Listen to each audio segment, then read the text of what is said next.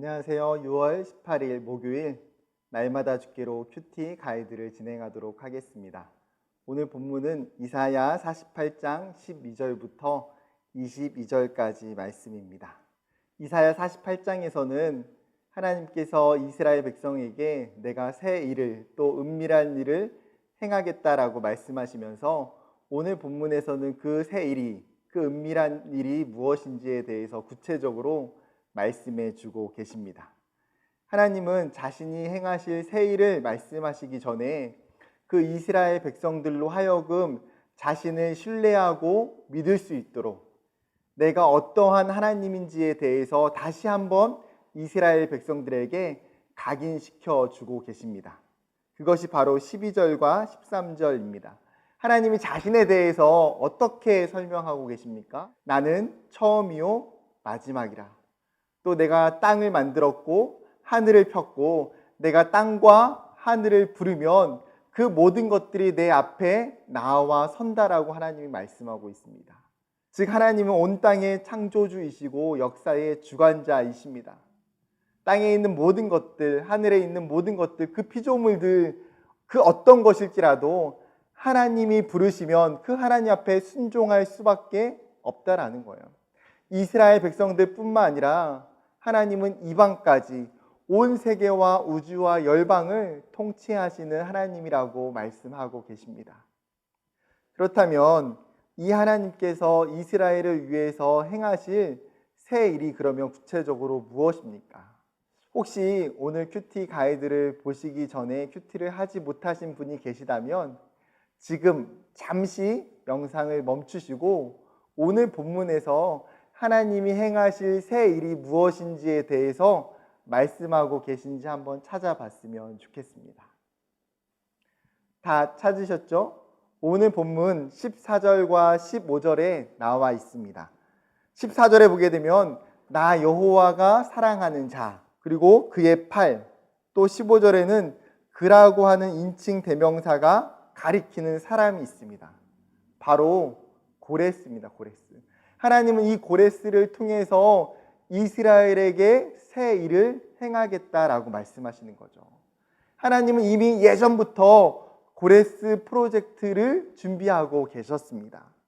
이 예언은 이사야 48장에만 나온 게 아니에요. 저희가 계속해서 이사야를 큐티하면서 묵상하면서 이미 여러 번 하나님이 말씀하셨던 그 예언을 들은 적이 있습니다. 이사야 41장 2절 말씀에도 누가 동방에서 사람을 일깨워서 공의로 그를 불러 자기 발 앞에 이르게 하였느냐. 열국을 그의 앞에 넘겨주며 그가 왕들을 다스리게 하되 그들이 그의 칼에 티끌 같게 그의 활에 불리는 촉에 같게 하매. 하나님께서 동방에서 한 사람을 불러 세우고 그를 통해서 열국을 정복하고 그에게 열국을 통치하는 힘을 주시겠다라고 예언하고 계셨습니다. 또 이사야 44장 28절에서는 고레스에 대하여는 이르기를 내 목자라 그가 나의 모든 기쁨을 성취하리라 하며 예루살렘에 대하여는 이르기를 중건되리라 하며 성전에 대하여는 내 기초가 놓여지리라 하는 자니라.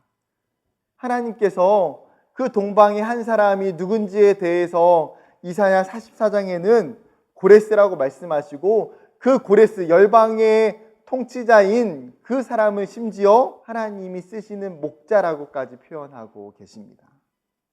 하나님은 이 선명한 약속을 성취하시기 위해서 심지어 16절에 가서는 내가 선지자와 하나님의 영을 보내주시겠다라고 2차 약속까지 하시는 거예요.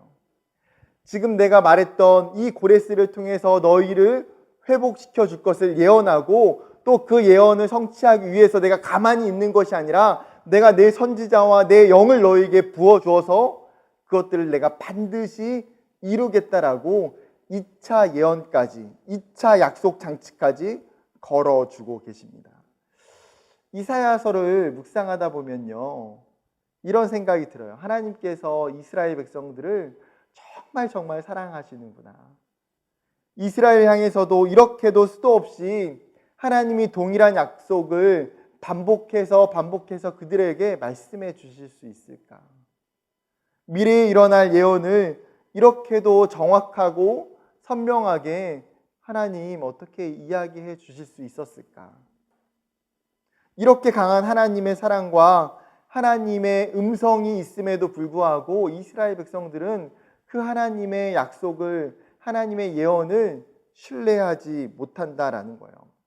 전쟁의 상황에서 또 포로로 끌려가는 그 상황이 되어서 그들은 이 하나님이 약속하셨던 것들을 잊어버린 채 불안과 낙심에 빠져버리게 됩니다. 이스라엘의 모습을 보면서 우리의 모습을 보는 것 같습니다. 하나님이 우리를 향해서 반복적으로 사랑한다라고 말씀하시고, 하나님이 우리에게도 약속을 주시고 우리에게도 언약을 주심에도 불구하고 신뢰하지 못하고 믿지 못하는 우리의 모습들이 있지 않습니까? 우리에게 필요한 것은요, 16절에 이 약속을, 이것을 들으라 말씀하신 그 태도를 갖는 것. 하나님이 약속하시고 하나님이 예언하셨던 것을 너희가 들을 수 있어야 된다라고 분명히 말씀하고 계세요. 약속을 기다릴 줄 아는 신앙, 그 약속의 성취를 믿을 수 있는 신앙, 그것이 성숙하고 그것이 올바른 영적 태도인 줄 믿습니다. 다시 본문으로 돌아와서 하나님은 이스라엘을 향해서 내가 너희의 구원자라고 말씀하십니다. 그리고 20절에서도 이스라엘을 바벨론에서 나와서 너희가 갈대아인들을 피하도록 그의 종 야곱을 구속하신 것이 여호와라고 이야기하십니다. 그 하나님께서 과거의 출애굽에서도 그들을 광야 가운데 보호하시고 인도하시고 지켜주셨던 것처럼 다시 한번 너희가 포로에 있을지라도 그 광야에서 너희를 지키고 보호하고 입히고 먹였던 그 하나님이 다시금 너희를 이끌어내고 너희를 인도해 주실 거라 말씀하고 계시는 거죠. 우리는 순간순간 사실은 우리의 인생 가운데 생각하지 못하는 광야를 만나기도 하고 어려움을 만나기도 합니다. 때로는 그 원인을, 그 이유를 알지 못할 때도 굉장히 많이 있습니다. 그럴 때에 우리에게 필요한 영적인 자세는 여전히 하나님이 내 인생과 내 가정과 내 삶에 하나님이 구원자이시고 하나님이 구속자 되심을 믿는 것입니다. 그것을 분명하게 기억하는 것입니다. 한 걸음 더 나아가 이 모든 것이 사실은 하나님께서 우리에게 유익하도록 하시는 방법임을 인정하는 거예요. 하나님 우리에게 광야를 주시고 때로는 어려움을 주시고 하나님 우리에게 말씀을 주시는 그 모든 것은 사실은 오늘 본문에서 말하고 있는 것처럼 하나님이 우리의 인생을 유익하게 하시도록, 유익하게 한다는 것이 무엇입니까? 우리를 더욱더 가치 있는 인생으로 빚으시기 위해서, 우리를 더욱더 성숙하고 온전하게 하시기 위한 하나님의 뜻인 줄 믿습니다. 오늘 하루 이 말씀을 기억하면서 같이 생각해보고 적용하길 원하는 것 중에 하나는 하나님이 내 삶을 유익하게 하시기 위해서 지금 나에게 말씀하시는 것, 지금 나에게 원하시는 것, 지금 나를 인도하시는 것이 무엇인지를 찾아봤으면 좋겠습니다. 하나님이 그것을 통해서 내 인생을, 내 가정을 빚으시고 다듬어 가시는 것을, 그 하나님의 은혜를 오늘도 기억하고 경험하는 저와 여러분 되기를 주님의 이름으로 축복합니다.